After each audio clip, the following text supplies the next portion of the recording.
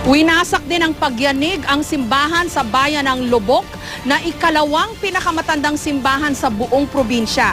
Sa bayan naman ng Luway, nagkasira-sira ang mga kalsada at tulay. Live mula sa bayan ng Lubok, dito pa rin po sa Bohol, may report si Ruth Cabal. Ruth. Jessica, isa nga itong lubok sa mga bayan na talagang dinarayo ng mga turista dahil nga katulad ng nabanggit mo kanina dun sa antigong simbahan, yung St. Peter's Church na nasa ating likuran. Gayon din yung Lubok River Cruise, yung mga floating restaurant. Pero sa ngayon, yung mga atraksyon na yan ay hindi na nga muna may enjoy ng mga turista dahil dun sa pinsala ng lindol. Pero para sa maraming mga residente dito, sinusubukan pa rin nilang gawin yung mga nakagis na nila. Kaninang hapon, Jessica, ay nagkaroon nga ng misa na sinagawa na lamang dito sa labas sa may plaza dahil nga nasira itong simbahan. Ayon sa mga residente ay senyales raw yan na tuloy ang buhay sa kabila ng trahedya. Kuha ito ilang sandali lamang matapos ang 7.2 magnitude na lindol sa Bohol kahapon. Sa videong kuha ng tourism officer na si Jeffrey Huerte mula sa kabilang Pampang, makikita ang pagguho ng simbahan ng San Pedro Apostolo St. Peter's Church. Kilala bilang pangalawa sa pinakamatandang simbahan dito sa Bohol na tinayo noong 1602. Sa pagtakbo ni Huerte para makita ng mas malapitan ng simbahan, makikita ang mga nagkabitak-bitak na hagdanan at bahagi ng tulay. At sa kuha mula sa tulay, ang simbahan halos matakpan ng makapal at malaulap na alikabok sa gitna ng pagguho. Look at the world and marvel every day. Sa gitna ng trahedyang sinapit ng Bohol, awit ng papuri at pag-asa ang dala ng Lubok Children's Choir, nakilala dahil sa tagumpay nila sa mga international competition. Kakabit na ng choir ang simbahan ng Lubok o ang St. Peter's Church.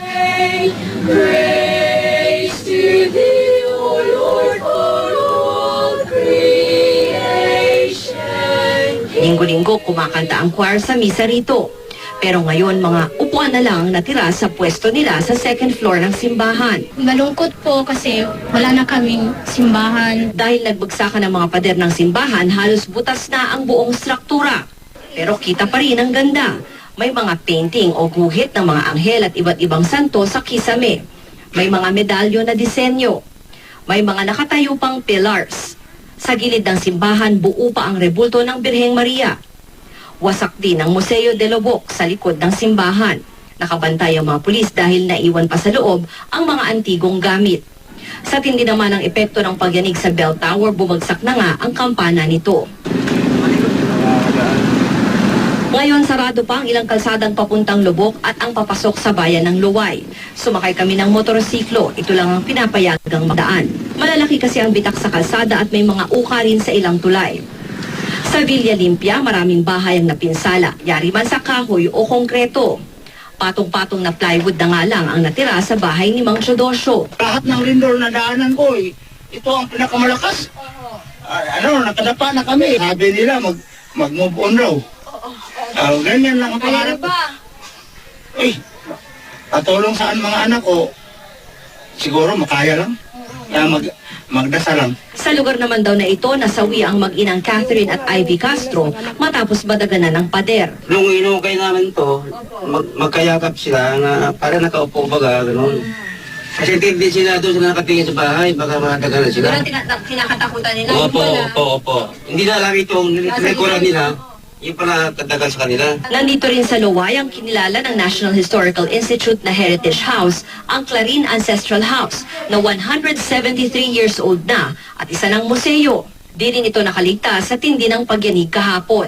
Itong Clarin Ancestral House ay sinasabing pinakamatandang bahay dito sa buong probinsya ng Bohol at karamihan daw nung mga kagamitan dito, nung mga furniture ay kasing tanda na rin nitong bahay na tinayo pa noong 1840 pero nakakalungkot dahil napakalaking pinsala ang naidulot dito sa Ancestral House na ito.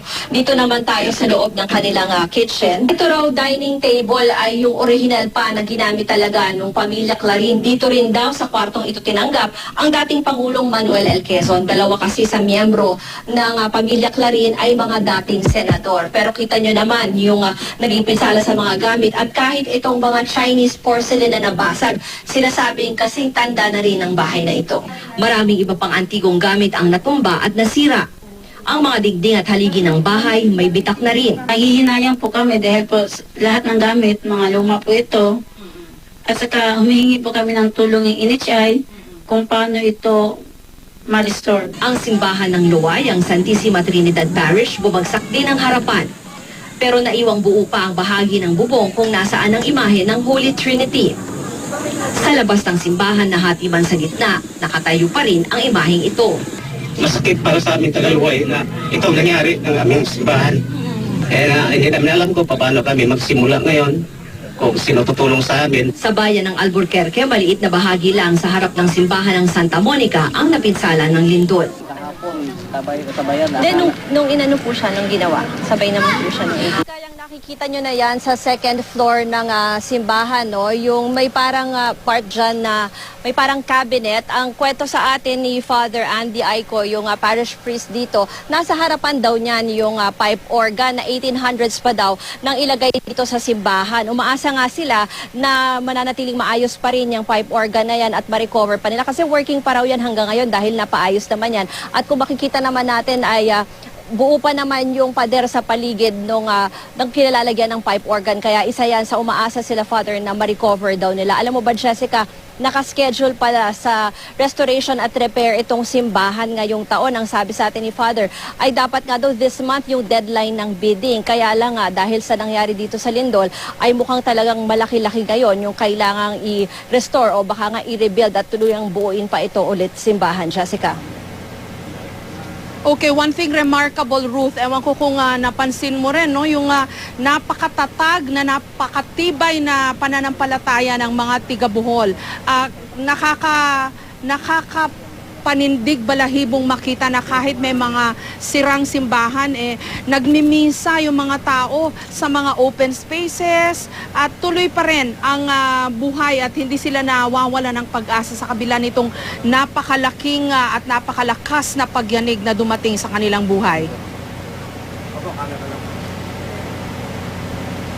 Tama, Jessica, tsaka napansin rin natin, no, kahit kanina mga 3 bayan yung naikot natin at halos pare-pareho yung naririnig natin dun sa mga tao na patuloy raw silang magdadasal para nga makabangon dito sa trahedyang naranasan nila. At sinasabi nga nila na kahit na wala na yung mga simbahan, talagang nakikita natin yung hurt, talagang yung sakit na naramdaman nila pag napag-uusapan yung mga nasirang antigong simbahan. No. Ang sinasabi nila ay kahit naman daw wala yan, ay may ibang paraan daw para naman daw ma-express yung kanilang pananampalataya. Pasalamat pa rin daw sila sa Panginoon na buhay sila at wala namang masyadong nasira pagdating doon sa buhay ng kanilang mga pamilya, Jessica.